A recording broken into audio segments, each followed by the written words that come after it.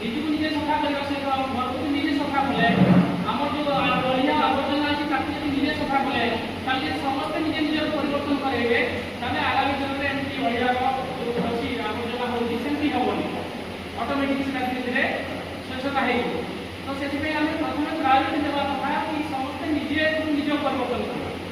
ଆଉ ନିଜକୁ ନିଜେ ପରିବର୍ତ୍ତନ କରିବା ସହିତ ଆମ ପରିବାରକୁ ଯଦି ଆମେ ପରିବର୍ତ୍ତନ କଲେ ସମସ୍ତେ ନିଜ ନିଜ ପରିବାରକୁ ପରିବର୍ତ୍ତନ କଲେ ଗାଁ ପରିବର୍ତ୍ତନ ହେବ, ଆମ ପଞ୍ଚାୟତ ପରିବର୍ତ୍ତନ ହେବ, ବ୍ଲକ ପରିବର୍ତ୍ତନ ହେବ।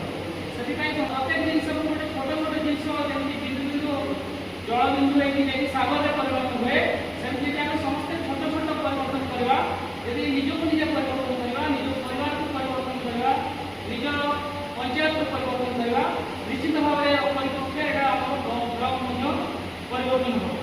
ଆଉ ଗୋଟେ କଥା ମୁଁ କହି ରଖେ କି ମହାତ୍ମା ଗାନ୍ଧୀ ସ୍ୱଚ୍ଛତା ଯେଉଁ କହୁଥିଲେ ସେ ଖାଲି ଆମର ପରିବେଶକୁ ସ୍ୱଚ୍ଛତା କଥା କହୁନଥିଲେ, ସେ ଆମ ଭିତର ଅନ୍ତର୍ନିହିତ ଯେଉଁ ଆମର ଅଛି ଆମର ଭାବନାକୁ ସ୍ୱଚ୍ଛତା କରିବା ଦରକାର।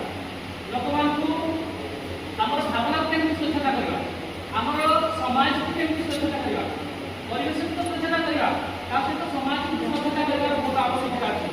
ସମାଜକୁ ସ୍ୱଚ୍ଛତା କରିବା ପାଇଁ ହେଲେ ଆପଣମାନେ ସମସ୍ତେ ଦେଖିଥିଲେ ଆଜି ଦିନ ଆମେ ଖାସ କରିକି ଏଜୁକେସନ ଉପରେ କାମ କରୁଛୁ ଯେମିତି ସବୁ ଲୋକମାନେ ଶିକ୍ଷିତ ହେବେ।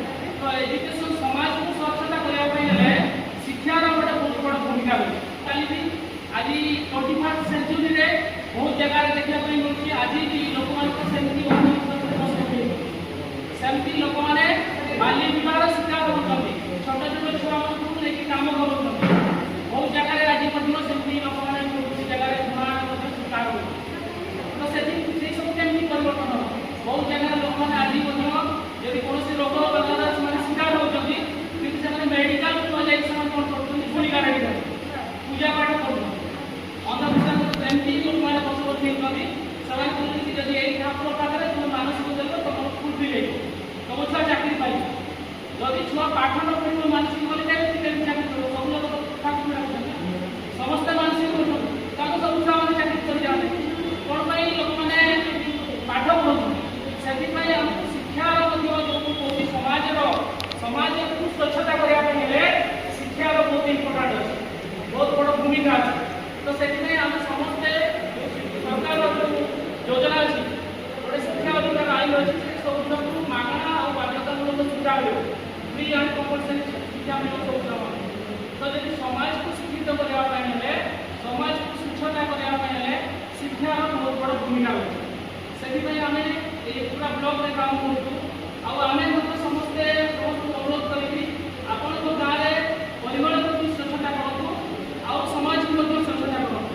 ସମାଜକୁ ସ୍ୱଚ୍ଛତା କରିବା ପାଇଁ ହେଲେ ସବୁ ଛୁଆ ପାଠ ପଢ଼ିବା ଆବଶ୍ୟକ ରହିଛି, ପ୍ରତ୍ୟେକ ଛୁଆ ସ୍କୁଲ ଯିବାର ଆବଶ୍ୟକ ରହିଛି।